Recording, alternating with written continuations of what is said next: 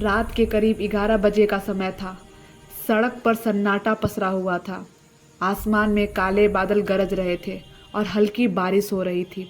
एक पुरानी कार धुंध के भरे रास्ते पर धीरे धीरे चल रही थी।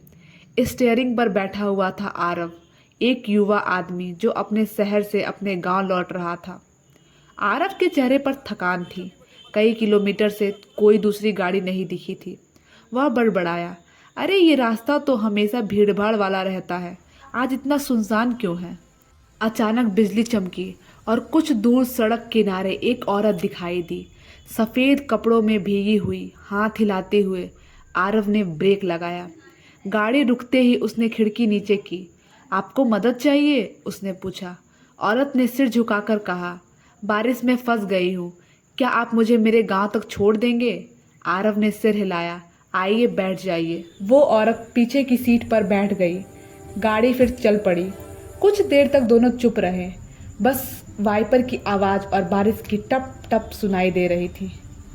आरव ने शीशे में झांका तो पाया पीछे की सीट खाली थी। वह चौंक गया। अरे अभी तो बैठी थी। उसने कार रोक दी। पीछे देखा, कोई नहीं था। सिर्फ सीट पर पानी के निशान थे, जैसा कोई भीगा हुआ बैठा हो। अचानक कार का रेडियो अपने आप चालू हो गया। पुराना गाना बजने लगा। वह शाम कुछ अजीब थी। आरव का दिल जोर जोर से धड़कने लगा। उसने रेडियो बंद करने की बहुत कोशिश की, पर वह खुद ब खुद चालू हो गया। तभी एक अजनबी आवाज़ आई। उसे छोड़ना नहीं चाहिए था। आरव ने डर के मारे दरवाज़ा खोला और बाहर उतर गया। बारिश थम चुकी थी, लेकिन धुंध और गहरी हो गई थी। वह सड़क के किनारे बैठे एक बूढ़े आदमी के पास गया, जो ढाबे के बाहर बैठा था। आरव ने हांफते हुए पूछा, बाबा, इस सड़क पर कोई औरत थी, मैंने उसे लिफ्ट दी और वो फिर अचानक गायब हो गई। बूढ़े ने धीरे धीरे उसकी तरफ देखा और बोला, बेटा, वह कोई औरत नहीं थी, वो आत्मा है। आरव की आंखें फैल गई। क्या आत्मा? बूढ़ा बोला, 5 साल पहले इसी सड़क पर एक कार की भयानक एक्सीडेंट हुई थी। एक औरत उस गाड़ी में थी। किसी ने उसकी मदद नहीं की और वो मर गई।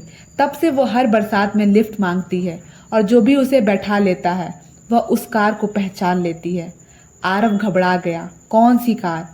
बूढ़ा बोला, वही कार, RG09C4411। आरव का दिल थम गया। उसने मुड़कर अपनी कार का नंबर प्लेट देखा। उसके पैरों तले जमीन खिसक गई। ये तो मेरी कार है। अचानक तेज हवा चली। कार के दरवाजे अपने आप बंद हो गए। इंजन चालू हो गया। हेडलाइट जल उठी। गाड़ी अपने आप सड़क पर बढ़ने लगी। आरव डरते हुए उसके पीछे भागा और अंदर कूद गया। अब स्टीयरिंग अपने आप घूम रहा था। स्पीडोमीटर बढ़ता जा रहा था। 80, 100, 120। आरव ब्रेक दबा रहा था, लेकिन ब्रेक काम नहीं कर रहा था।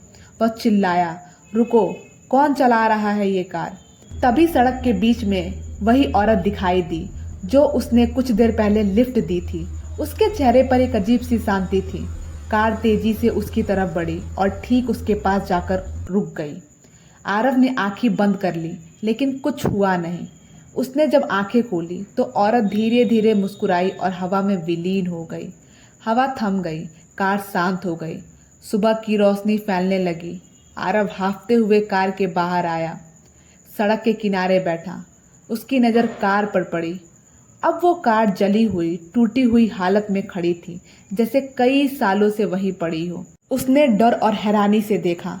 कहीं कोई नहीं था, सिर्फ हवा में वही गाना गूंज रहा था। वह शाम कुछ अजीब थी। कहते हैं कुछ रास्ते कभी पुराने नहीं होते और कुछ कारें सिर्फ सवारी नहीं करती, बल्कि कुछ अधूरी कहानी को पूरा करने के लिए लौटती हैं।